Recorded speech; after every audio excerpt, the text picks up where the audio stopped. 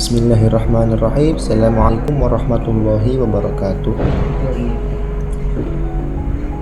Saya Bangga Mahesa selaku pembicara yang akan memaparkan sebuah materi sebagai tugas video, yaitu penjelasan tentang rukun nikah, syarat nikah, hukum nikah, dan urutan akad nikah dalam Islam.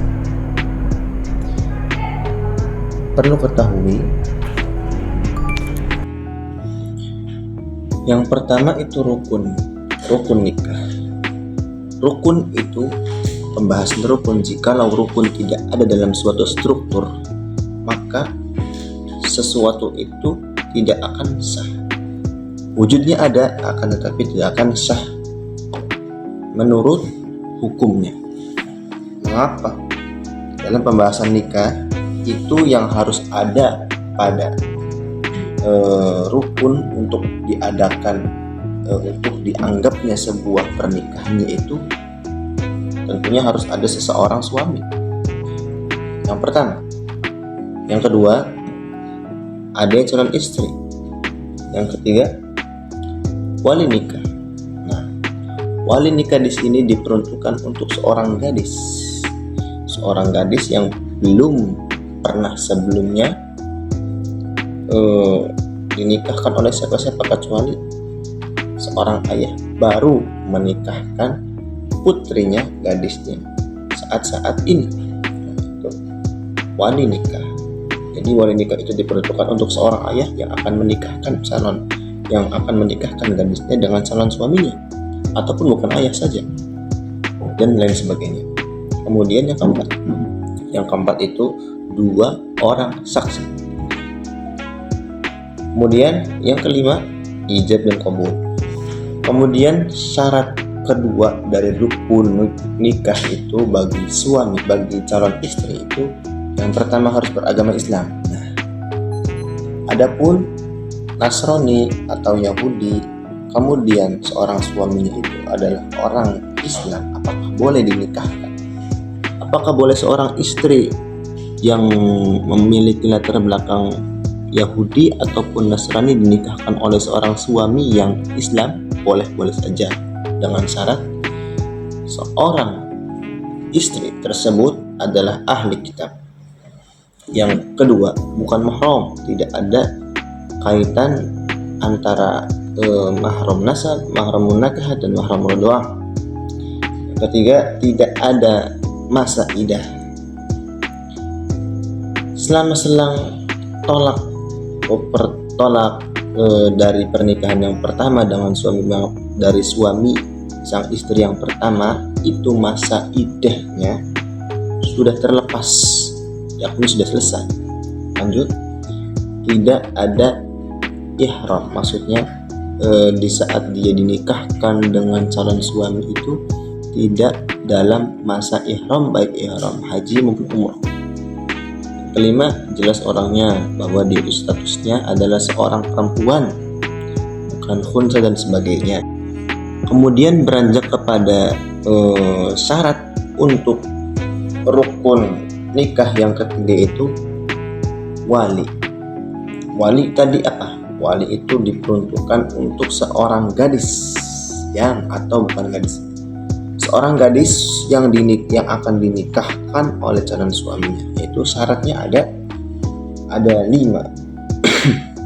Yang pertama, laki-laki. Yang kedua, muslim. Yang ketiga, baligh dan berakal.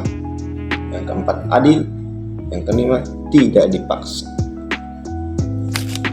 Kemudian beranjak setelahnya yaitu syarat 2, saksi. Syarat dari saksi nikah yaitu 2 orang laki-laki, tidak boleh perempuan, ya. 2 orang laki-laki yang mana yaitu adalah statusnya muslim. Yang kedua, aqil dan baligh. Yang keempat, adil. Yang kelima, mendengar dan memahami akad. Kemudian syarat untuk rukun nikah yang kelima yaitu adalah syarat ijab dan qabul, yaitu jelas lafadznya. Contohnya qabiltu nikahaha. Contohnya itu. Kemudian di samping dia menjelaskan lafadznya saat dia melafalkan suatu lafadz nikah, contohnya qabiltu nikaha. Kemudian setelah itu tidak ada jeda alias tidak terputus. Kemudian sesuai antara makna ijab dan qabul. Kemudian dilakukan dalam satu majlis. Yakni tidak terpisah atau tidak ada halangan antara kedua calon, antara istri dan suaminya. Nah, dari pembahasan rukun, syarat, kita akan beranjak kepada hukum nikah.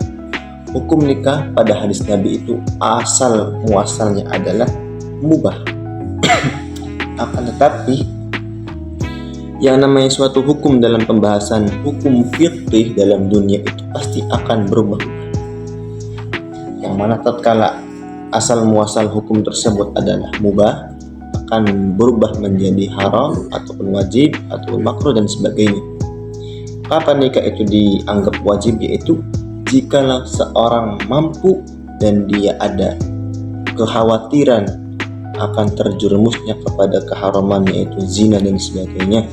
Yang kedua sunnah yaitu di saat kita mampu untuk melakukan nikah, untuk membangun suatu suasana yang mengindahkan, suasana yang disunahkan oleh Nabi, yaitu di saat kita mampu dan tidak khawatir untuk terjerumusnya kepada wilayah zina.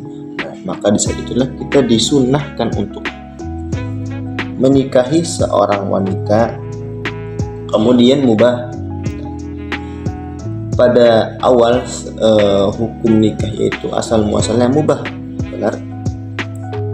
Mubah itu kapan? Itu netral, tidak ada dorongan kuat dia pengen menikah ataupun tidak, tapi tengah-tengah. Kemudian makruh. Kok ada hukum nikah itu bisa makruh? Kenapa? Itu jikalau dia berkeyakinan atau menyangka bahwa dirinya di saat dia setelah menikah itu tidak mampu memberi makan atau menafkahi seorang istrinya, maka di saat itulah hukum menikah baginya adalah makruh. Namun kita seorang hamba yang beriman tidak perlu takut sehan demikian, karena Allah Ar-Razzaqu dzul quwwatil matin. Kemudian yang kelima, haram jika pasti seseorang suami menganggap dirinya atau meyakini dirinya setelah menikah akan menzalimi, akan berbuat onar terhadap pasangannya, terhadap istrinya tersebut. Di saat itulah dia akan menjadi haram hubungan pernikahan antar dia dan istrinya. Kemudian setelah saya perjelaskan dari awal rukun, kemudian syarat, kemudian hukum, sekarang kita akan memperjelas, akan membahas rentetan akad nikah.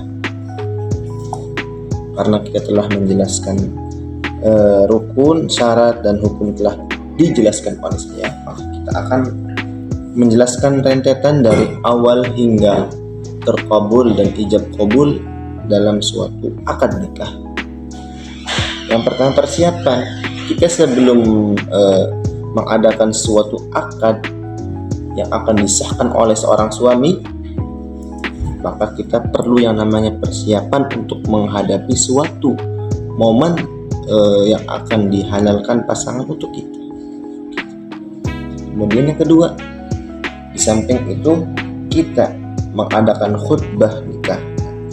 Biasanya seperti ini tuh dilakukan oleh penghulu ataupun bisa disebut ustadz atau tokoh ulama dan sebagainya.